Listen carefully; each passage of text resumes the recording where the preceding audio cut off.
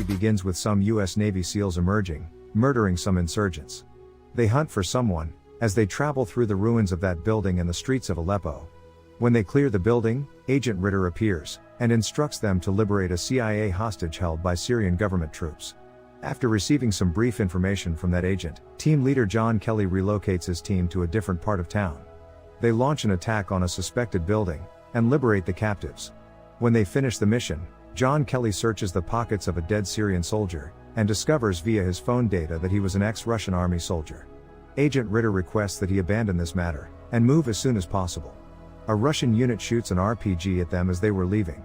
Kelly and his squad conduct a counteroffensive. They quickly recognize that it was not a safe haven for Syrian forces, but rather a Russian arms depot. During the hard battle, they and the liberated hostage flee to the building's top, where a chopper awaits them. Aboard the chopper, Kelly blames Ritter for his men's deaths at the hands of the Russians. They will soon blast the building and flee. Next, one of Kelly's team members, who had recently retired from the military and is spending time with his family at home, is hit by a van outside his house. After a while, another retired team member is assassinated on the road, by some unknown assailants. These were among the troops that helped liberate the CIA hostage in Aleppo 3 years ago. While Kelly and his wife are getting ready to sleep in their bedroom at night, he leaves her to sleep and goes to the sofa, to eat snacks and listen to music. His laptop eventually shuts down. He realizes that the power in his house has gone off. He hears footsteps approaching and a door opening, so he pulls his revolver from the drawer, and follows the footsteps. He discovers that several people have broken into his home. They murder his pregnant wife, as Kelly murders them one by one. He is ready to kill the last one, when he gets shot and wounded. As the attacker runs out of shots, he flees the house. Kelly crawls inside his bedroom to see his wife, but she is no longer alive. He is being brought to the hospital. After a while, he finally wakes up. His Navy SEAL captain, Karen Greer, pays him a visit, and informs him of the murders of his wife and 2 former SEAL comrades. She also informs him of the security measures in place for the remaining SEAL team members. He informs her that the assailants at his home were not ordinary folks or robbers, but rather experts. They went there on purpose. He requests that she do him a favor by providing him with the identities of the attackers, but she claims that she knows nothing. She advises him to rest, because the case is being investigated. Kelly finally recovers, and joins a U.S. Army Special Forces team. Meanwhile, the Secretary of Defense sets up a meeting with Agents Ritter and Greer. During the discussion, Agent Ritter informs them that the attackers are Russians. He claims they are Russian soldiers and members of the Russian Federation's FSB, or Federal Security Force. He tells the Secretary that Kelly and his crew had attacked the FSB in Aleppo a few years back, in order to release the CIA hostage. And the Russians are acting in retaliation for the strike. He also informs them that the CIA had decided not to take any action in response to these instances. He comes to the conclusion that they will not cause any problems with the assailants or Russia, continuing to investigate the matter. Karen returns to Kelly after some time has passed, and informs him that they are the Russians who murdered his wife and pals. She also informs him that the CIA will halt the probe. She does him the courtesy of providing him with the files of their passport facilitators in the United States. Andre is the one who assisted them in entering the United States. With all the necessary information in his possession, the protagonist immediately sets to work, to avenge the death of his wife and old friends. Next, Kelly walks to Andre's office while pretending to be inebriated. Andre's security stops him, and sends him away. Eventually, the protagonist returns to his pickup, and decides to pursue them with his car. On the highway, he chases Andre's car, and collides with him at the turn. He blocks his car in such a way that Andre can't get out of the car. He sets fire to his car and gets into it. He threatens Andre while shooting him in the leg, in order to reveal the identity of the 4th Russian member of the squad. Andre finally reveals that the name is Viktor Rykov, after some struggle. The protagonist then exits the vehicle and is apprehended by police. Karen pays a visit to Kelly in prison. She informs him that he is in serious trouble for murdering Andre. Everyone in the office is upset with his behavior, since now Russian is going to take action. However, he tells her that he is going to kill everyone implicated in his wife's murder. He also informs her that he knows something that they don't, and that if they want to know that information, they should get him released from jail. When Kelly returns to his cell, he notices some movement outside. An officer requests that he stand and face the wall, so that he can be taken out of the prison for further inquiry, but he refuses. Then 3 officers try to drag him away. He fights back and threatens to kill one of the officers. The protagonist orders them to leave the prison. Soon, A U.S. Marshal arrives in the jail and invites Kelly to accompany them. He provides Kelly a phone to talk on. He picks up the phone and begins speaking. Karen talks to him and asks to accompany the marshal. The protagonist joins them for a closed meeting, at an unnamed military installation.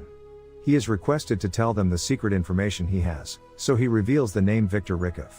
He is asked to identify the photographs that resemble Victor. However, Agent Ritter informs them that he has died. Nonetheless, Kelly recognizes him in the photographs. Later, Ritter informs them that Victor is a Russian spy, who is involved in a variety of activities in the United States. He also informs them that he was a longtime target of the CIA, but that they were unable to apprehend him. The secretary informs them that Victor is now hiding in Russia. Kelly demands that he be allowed to accompany the squad to catch him, and the secretary agrees. Following that, Lieutenant Commander Karen, Kelly, and his staff prepare to board a passenger plane bound for Russia. Agent Ritter arrives and informs them that he will meet them in Moscow. Kelly is suspicious of him, so he decides to be more cautious with Ritter. Subsequently, Karen and Kelly board a plane bound for Russia. When they approach Russian Federation territory, their plane is suddenly intercepted by the Russian Air Force. The Russians request that they land promptly at the Murmansk airport. When the pilot refuses, the Russians attack their plane's wing. The plane crashes into the Barents Sea, landing on Russian territory. Kelly and the rest of the team attempt to escape the water.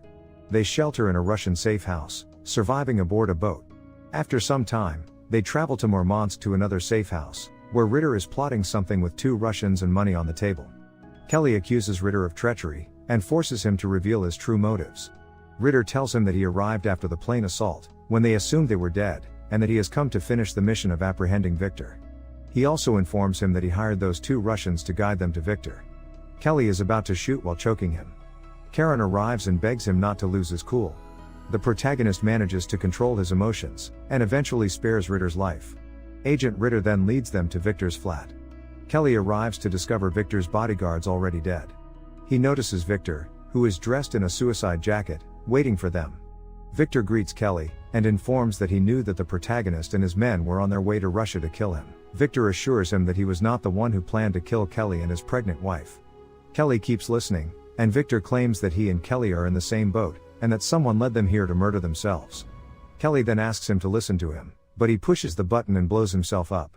A sniper shoots Dallas, one of Kelly's squad members, after the explosion. They are having difficulty locating the sniper. Soon, they figure it out in some way and kill him. However, in the meantime, another sniper begins to fire on them. Karen and Kelly eventually track down the enemies, and murder them in action. Meanwhile, Russian police and military have encircled the residential complex. Kelly directs his troops to run through the back of the building, as he turns to face the cops on the rooftop. He detonates a device, killing many police officers, while his men successfully flee the apartment building in a van. Kelly keeps enemies busy with him while others escape. He also fights the military men who are coming to capture him on the apartment stairs. The protagonist eventually escapes as well, disguising himself as a Russian army troop with a tear gas mask on his face. Next, he arrives at the coordinates in a Russian vehicle. Karen greets him and drives him to a boat. He swiftly departs Russia with his remaining team members, Karen and Ritter. Kelly questions Agent Ritter on the boat about Victor and his employment at the CIA. Ritter tells him about his career. He also instructs him to carry a money bag on the boat, and vanish somewhere in the world. He promises to report him dead in the operation to the CIA office. Kelly thanks him, and apologizes for previously mistaking him as a traitor. After some time, when Secretary Clay was in a restaurant's restroom, the protagonist appears. He confronts him with his genuine motives for sending him to Russia, bringing up Victor's pawn conversations. The protagonist kidnaps him in his car when he can't answer. Kelly threatens to kill his family, if he does not reveal the truth. Secretary Clay finally explains why he assigned him to this task. He goes on to imply that US-Russian connections should be limited, in order to help the economy. Following these events, they have ample reason to threaten the peoples of both countries with war. He further claims that this brings the American people together, against their shared adversary, Russia. He informs him that he and his colleagues were merely bait. Therefore, they plan to lead them all to the same place, to kill each other. In this way, the governments of both countries would not be suspected of anything. The protagonist drives the automobile into the river in the middle of his talk, drowning himself and Secretary Clay. Karen then pulls Kelly out of the river. Kelly hands over the recorded device with Clay and Karen's confessing comments to the CIA. Karen drops him off at an airport, and gives him a new passport. She begs him to start over with a new name and not forget about her. The end.